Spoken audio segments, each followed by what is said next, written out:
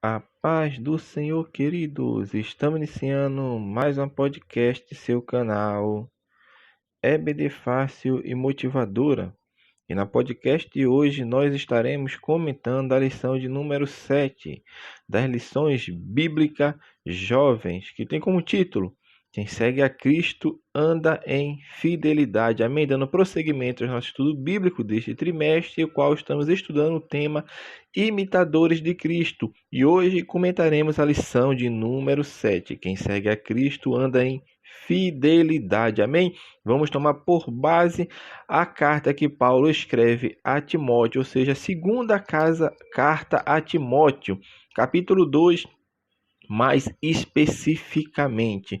Então, nessa lição, meus amados irmãos, nós vamos pegar as três figuras que são citadas por Paulo ali para trazer para o nosso entendimento e nosso conhecimento, nosso aprendizado, como três figuras, ou seja, três metáforas em comparação àquele que serve a Cristo, como deve agir, como deve ser fiel, ou seja, três figuras para mostrar a fidelidade que nós devemos ter, porque quem segue a Cristo anda em fidelidade. Então nós vamos falar sobre o soldado, sobre o atleta e sobre o agricultor, que é o que é comentado no texto bíblico desta lição. Então, a primeira figura que o apóstolo Paulo, quando está escrevendo a Timóteo, que mostra para Timóteo para ser fiel e olhar para essa metáfora, ou seja, Paulo usa uma linguagem, meu irmão, que era corriqueira, ou seja, uma coisa que era possível de naquela época as pessoas que forem ler a carta, principalmente Timóteo, o endereçado da carta, olhassem e percebessem realmente que a fidelidade também se aplica no sentido metafórico daquela figura que ele está falando, que é a figura do soldado. Por isso o autor vai falar o primeiro tópico, falar sobre fiel como um soldado, meu irmão. Porque o soldado, a primeira coisa que o soldado faz é se alistar. E aquele que se alista, ele deve ser fiel ao seu senhor. Não somente isso, mas ele deve dedicar-se para ser um bom soldado. E qual a dedicação de um soldado, meu irmão? Treinar, cumprir horário, ter disciplina, saber que está militando não a causa dele, mas a causa daquele que o alistou. Isso é bem claro e bem enfático para nosso entendimento, que o soldado, ele não guerreia uma guerra que é sua. Ele guerreia a guerra de outro. E quando ele guerreia uma guerra que talvez seja até a dele, tem interesse dele, mas não é unicamente dele, mas é um entendimento, é um interesse coletivo, ou seja, uma nação. Eu estou lutando em causa da minha nação.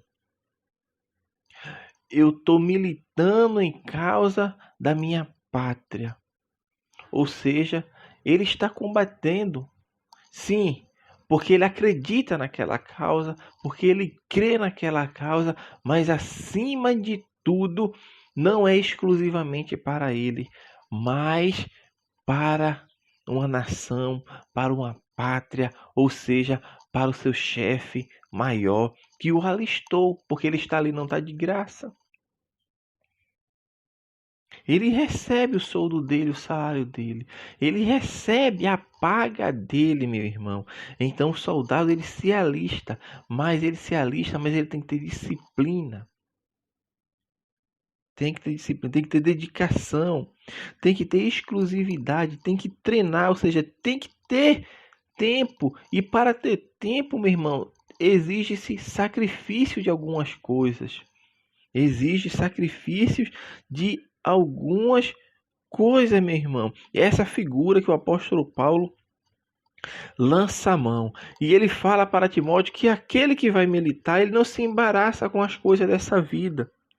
Ou seja, você se alistou, você tem um foco. E qual é o foco? É chegar na vitória.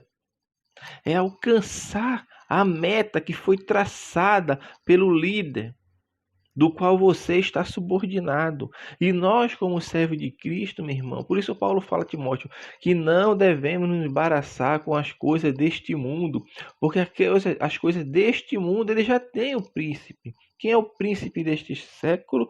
O diabo. O mundo jaz no maligno, que é o príncipe desse sistema corrupto que habita, que rege a terra, e alguns homens pervertidos que estão à parte ainda da palavra de Deus, porque nós acreditamos que muitos serão alcançados ainda pelo poder do evangelho. Então é impossível, meu irmão, você ir para uma guerra e militar e estar com pensamento em outras coisas. E se a pessoa que vai militar está pensando em outra coisa, ele não está percebido ao campo de batalha que ele está. Por isso Paulo usa essa figura do soldado para mostrar que o crente está em um campo de batalha. E o crente que está em campo de batalha e começa a se embaraçar com as coisas dessa vida, está fadado ao fracasso, está fadado à derrota. Então o crente que está no campo de batalha, que é o mundo, deve estar percebido, deve estar alerta, deve estar vigilante, meu irmão, para não se embaraçar com as coisas desta vida, meu irmão. Todos os sentidos do crente devem estar cativos, meu irmão, ao ambiente que ele está inserido, para que ele não venha ser surpreendido, e se ele for surpreendido, vai cair. E ele caindo é porque se embaraçou com as coisas desta vida, não teve disciplina, não teve foco, não teve vigilância, assim como o soldado que vai para a guerra deve estar atento, vigilante e alerta. Assim é o cristão neste mundo que é o campo de batalha. E Paulo prossegue falando, ele vai falando no capítulo 2 de 2 Timóteo, versículo 13, fala: sofre, pois, comigo as aflições, como bom soldado de Cristo. Paulo está dizendo aqui, seja fiel em meio às aflições. Isso vai de encontro totalmente àquelas pessoas que dizem que você não pode aceitar sofrimento em sua vida, você não pode aceitar derrota, você não... Mentira, mentira de Satanás. Paulo está dizendo, sofre comigo. Paulo pode dizer, ganha comigo as vitórias que nós vamos ter em Cristo. Não, mas ele diz, sofre, pois comigo as aflições. É sofrimento, meu irmão. Paulo está dizendo, o soldado quando é chamado, ele vai para a guerra, para a batalha. E na guerra, na batalha, há sofrimentos. Porque quando a pessoa se alista, meu irmão, ele está renunciando tempo, renunciando o aconchego do seu lar, renunciando a vida confortável, o alimento confortável de todo dia, na mesinha, sentado, a cama fofinha, mas está no campo de batalha, é renúncia, ele vai sofrer, tem sofrimento. Até na batalha que é vencida e sai como... a batalha que é vencida, no caso que ele sai como vencedor, ele sai dali como vencedor saiu, mas teve sofrimento. Há um preço a se pagar. E o preço a se pagar, meu irmão, é a renúncia. E Paulo está dizendo, ser fiel em tempo adverso. Porque ser fiel quando tudo está bom é bom demais. Quando está na bonança, quando acontece tudo do jeito que nós esperávamos, aí é muito fácil. Mas Paulo está lançando um desafio. Mantenha-se fiel em adversidade. Por isso ele convida Timóteo e a todo crente falando, sofre comigo as aflições como bom soldado de Cristo. É sofrer, é padecer pelo amor ao evangelho de Cristo. E foi isso que Cristo falou. Foi isso que Cristo falou. Bem-aventurado vós quando vos perseguirdes. Mas Cristo foi perseguido. Se perseguir o dono, meu irmão, da casa, que imagine os empregados, que somos nós, servos, mordomos de Cristo, seremos perseguidos. Mas a lição de hoje está nos conclamando a permanecermos fiéis, sofrermos, pois, aflições de Cristo como um bom soldado. E para encerrar esse tópico terceiro, o autor termina falando sobre vivendo em fidelidade para agradar a Deus. Nesse ponto, o autor vai frisar bem que não devemos lutar por nossos próprios interesses ou em busca de honra própria. Todas as nossas batalhas são a serviço do Mestre, para a glória dele. O que Paulo está dizendo aqui, meu irmão, quando ele está escrevendo, e o autor da lição traz isso bem claro, que nós estamos militando em favor do Mestre, é para a glória do Mestre, é para benefício do Mestre. E isso fica muito claro quando Jesus está falando ali no Sermão do Monte, e ele diz que muitos virão naquele dia e me dirão: Senhor, Senhor, nós profetizamos em teu nome, expulsamos demônio em teu nome, fizemos maravilhas em teu nome. Jesus vai dizer: afastai-vos de mim, que eu não conheço vocês. Jesus não nega que ele fez essas coisas, eles fizeram, mas em benefício próprio, buscando seu próprio galardão, para serem reconhecidos talvez, mas o que importa é que eles fizeram por interesses próprios e não interesses de glorificar a Deus. Então a palavra de Deus é clara, é para agradar a Deus, a fidelidade que o crente vive para fazer conforme está preconizado na palavra de Deus, e como bom soldado é fazer com que aquele que o alistou seja reconhecido. Quando a guerra é vencida, quando a batalha é terminada e os soldados vêm vitoriosos, meu irmão, a glória não vai para o soldado, embora ele fez parte daquilo, mas não é para ele. A glória é de quem o liderou, é de quem o chamou, é de quem o alistou. Mesma coisa no reino de Deus. A glória daquilo que nós fazemos como mordomos, como soldados de Cristo, é para Cristo. E quando buscamos nossos próprios interesses, nossos próprios galardões, nossos próprios prêmios, meu irmão, nós estamos buscando a glória para nós mesmos. E isso Cristo já falou. Vocês já receberam o seu galardão. No céu não tem. Aqui na terra vocês já receberam o tapinha nas costas, o elogio, os holofotes, a glória, o reconhecimento. Mas aquele que serve a Cristo em fidelidade, como o apóstolo Paulo nos mostra ao toda a lição, discorre sobre isso, ele busca sempre agradar o seu Senhor, ou seja, que o reconhecimento seja do seu Senhor, no caso do cristão, que a glória, a honra e a majestade, todo o poder seja unicamente para Deus. Então Paulo usa essa primeira figura de soldado, que era visto muito na época que existia o soldado romano. Roma estava dominando aquela época que o apóstolo Paulo estava inserido. Então os cristãos, assim como Timóteo, tinha bem nítida essa imagem de soldado e sabia do que o soldado passava e deixava de passar. Então essa figura de linguagem, que é usada muitas vezes por Paulo, cai como uma luva para que o povo entenda a mensagem que o apóstolo está trazendo. O segundo tópico vai falar sobre a outra figura. Nós falamos sobre o soldado e agora nós vamos falar sobre o atleta, que é quando Paulo fala, meus amados irmãos, no versículo 5. Esse versículo 5, na tradução que o autor traz aqui, que é Almeida, Revista e Corrigida, não dá a entender muito, que parece ser um corredor, mas aqui ele está falando de um corredor. E se alguém também milita, não é coroado se não milita legitimamente. Esse versículo poderia ser assim também traduzido: semelhantemente, nenhum atleta é coroado como vencedor se não competir de acordo com as regras.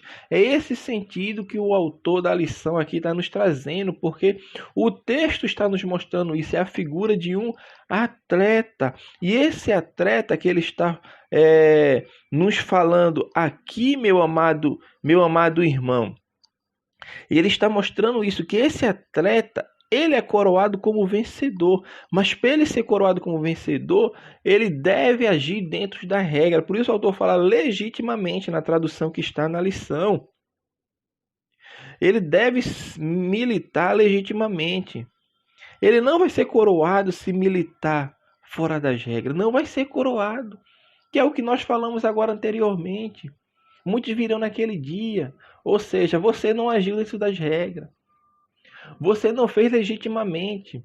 Você não fez de acordo conforme está preconizado nas Escrituras. Porque as Escrituras é bem clara. Deve-se glorificar a Deus. A glória deve ser para Deus. A honra deve ser para Deus. Nós devemos sim, meu irmão, por isso Jesus fala que as vossas boas obras sejam vistas pelos homens e eles glorifiquem ao vosso Pai que está nos céus. Tem que glorificar a Deus. Então deve ser fiel como um atleta. E novamente a figura de atleta nos remete aos tempos antigos em que Paulo estava inserido, porque praticamente toda a cidade, principalmente na Grécia, tinha um estado olímpico. E ali eram realizadas aquelas corridas, as maratonas, que eram os Jogos Olímpicos. Por isso nós falamos dos Jogos Olímpicos, que nos remete ao Olimpo. O Olimpo é uma figura de um monte da Grécia, o Monte Olimpo. Então remete para aquela época ali. Então Paulo está dizendo, vocês vê como um atleta faz no estádio? Antes da competição eles treinam, tem que ter disciplina, tem que ter rigidez física, tem que ter uma dieta balanceada. Ou seja, Paulo está dizendo, tudo que o atleta faz, todos os passos, todos os percursos, todas as etapas que ele faz é com o único objetivo de alcançar uma coroa. E Paulo, quando escreve os Coríntios, ele fala, mas não corram como eles, que correm em busca de uma coroa corruptível. Mas vocês correm em busca de uma coroa incorruptível. Então aqui quando Paulo está fazendo essa figura de atleta, ele está dizendo, para se alcançar, para se chegar na vitória, tem algumas etapas a ser seguidas. E essas etapas requer, como assim o soldado também, requer renúncia. Renúncia. Renúncia é o que Paulo está falando, meu irmão. Então nós devemos entender que o atleta também tem um trabalho árduo. Mas esse trabalho árduo é o que vai conduzi-lo à vitória. Quem serve a Cristo, meu irmão, não tem facilidade para alcançar as coisas. Não, as coisas são conquistadas. Paulo está dizendo que existem etapas a se cumprir.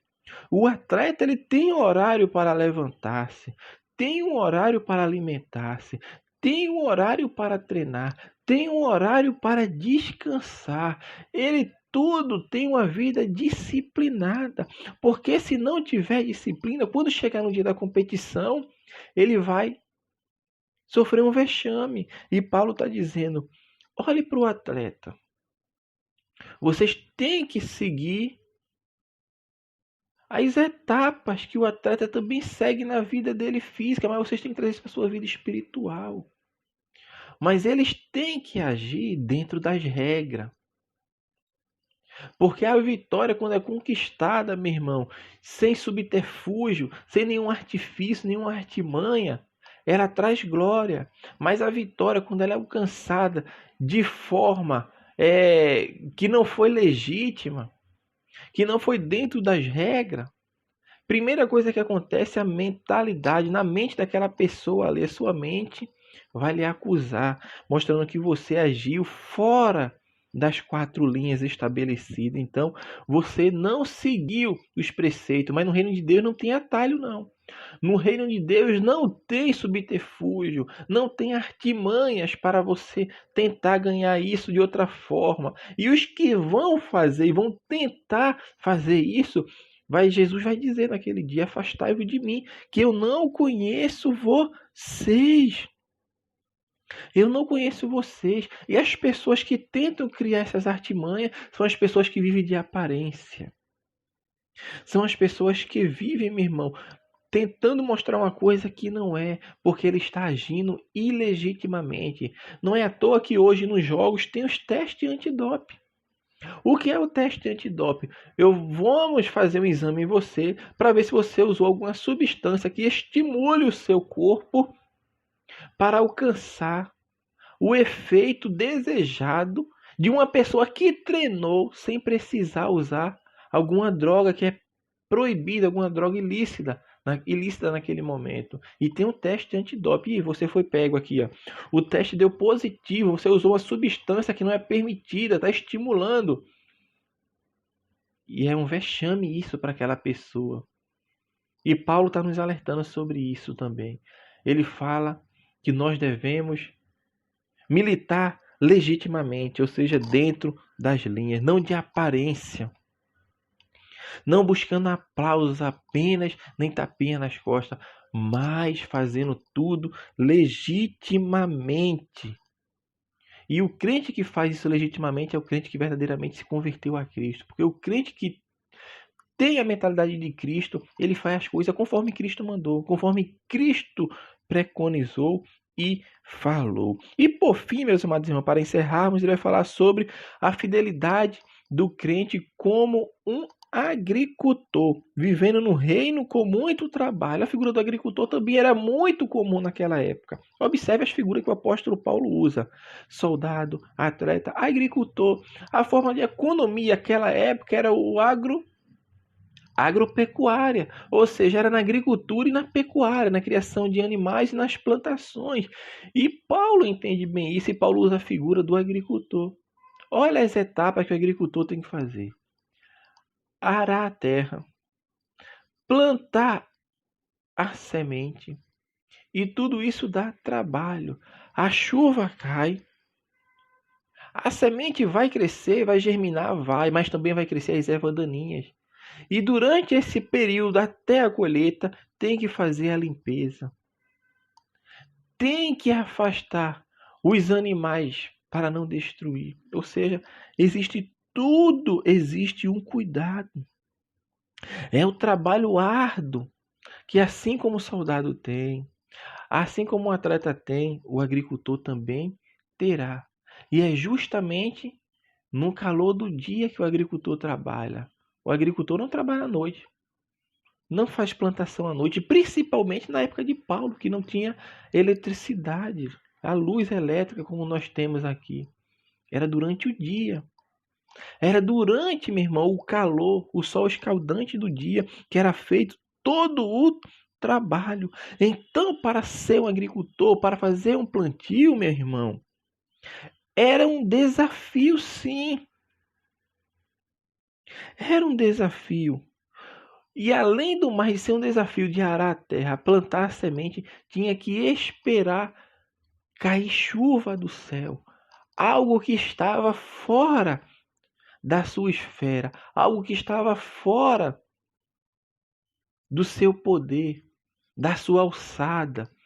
Porque a chuva vem de Deus. Então, na imagem, na figura metafórica do agricultor, o apóstolo Paulo está dizendo: você deve se preparar a terra, plantar semente, mas confia naquele que manda a provisão, que faz crescer. E Paulo usa essa figura também aos Coríntios, quando fala lá: eu plantei, Apolo regou, mas o crescimento vem de Deus, porque Deus é que dá os nutrientes, é Deus que faz germinar a semente, assim como faz germinar a semente no coração dos perdidos, do pecador, ele faz também germinar naquele que tem pouca fé. E aqui nós estamos nos remetendo também à fé. Paulo está dizendo: você também tem que confiar, tem que ter fé, tem que esperar em Deus. Tem que esperar, porque o crescimento, meu irmão, a semente germina, cresce e tem que esperar todo o processo até que ela esteja pronta, até que aquela plantação esteja pronta para a colheita. Mas até aquele momento, meu irmão, você tem que esperar. Quem segue a Cristo espera o momento certo. Quem segue a Cristo, meu irmão, sabe esperar o momento certo. E saber esperar o momento certo é ser fiel, é cumprir o que está na cartilha, é fazer conforme Cristo ordenou. E por fim, mesmo, para nós encerrarmos essa figura metafórica do agricultor, sempre haverá uma recompensa pela dedicação ao reino, porque é o que o apóstolo Paulo fala quando ele está falando dessa imagem do agricultor. O que é que ele fala? Ele fala que o lavrador que trabalha deve ser o primeiro a gozar dos frutos. Então, a recompensa. Sempre haverá recompensa pela dedicação ao reino. E Paulo termina essa imagem metafórica aqui do lavrador mostrando isso.